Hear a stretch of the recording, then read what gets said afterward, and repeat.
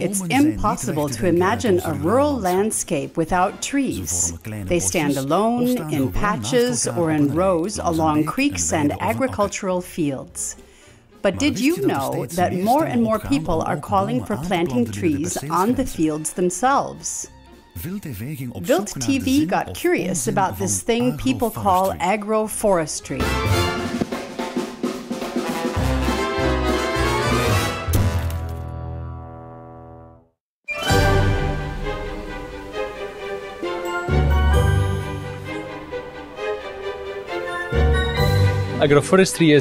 Agroforestry is actually a new or modern name for something people have been doing for a long time. Basically, it's the combination of trees with an agricultural crop or animal production on the same field.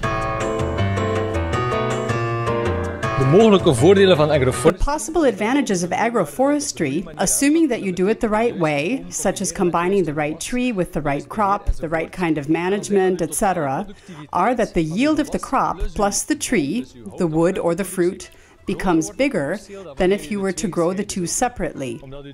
That's because those two components work in a complementary way, using nutrients, light, and water. And in addition, there are also a number of other services that are useful for people that this type of system can deliver.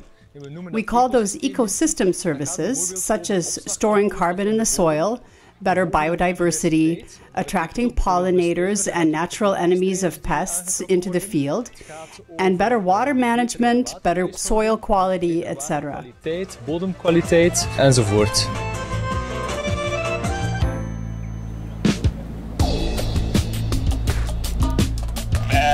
An agroforestry system is absolutely not to be taken for granted, so it's logical that farmers are a bit doubtful about it. To start with, in the beginning, crop production is a bit lower in the area close to the trees due to shading effects, competition for light and water. It also takes up space, which means you need to think carefully about where to put the trees on the field because they can sometimes get in the way of machinery, etc. Besides these technical aspects, there are also possible legal issues like permits, permission to actually cut down the trees at the end.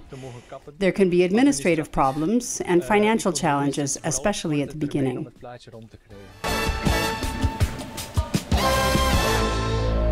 In Flanders, if you also count the older traditional systems such as high-stem orchards, woody borders along fields, that kind of thing, then we're talking about 3,000 to 4,000 hectares in total. The actual agroforestry projects where people decide to combine trees with their agricultural production on the same field is really very limited. Since 2011, there's a subsidy available for agroforestry, and since that came in, a bit less than 100 hectares of agroforestry has been planted in Flanders. Who are the pioneers in Flanders, and why have they started with agroforestry? I started in 2012, although before then I had planted a lot of trees on the edges of my fields. In 2012, I started planting rows of trees in the fields themselves, with about 15 meters between the rows and 10 meters in the row. I actually started because I wanted to limit the number of inputs on my grasslands.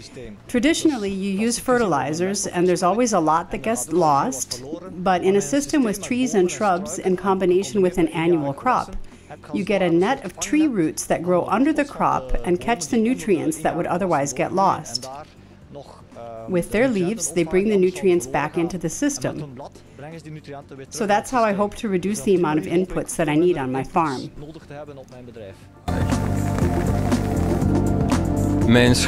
My father-in-law started 20 years ago with agroforestry. It wasn't hip and trendy back then. But 20 years ago, he planted his first walnut trees. It was a meadow with trees on it. The walnuts started to be profitable, so he set out another bunch of walnut trees that we used to make our own walnut oil. I think I've got some here. And with that walnut oil, we saw that there was a market that's different than only selling wheat to the wholesalers. It's like a short chain market. That's how we tried to cross-pollinate between agroforestry, short chain, local production. 5 years ago, we planted this agroforestry plantation with hedges, which are lines every 54 meters, so our machines, that can be up to 27 meters wide, can go and come back without the hedges getting in the way.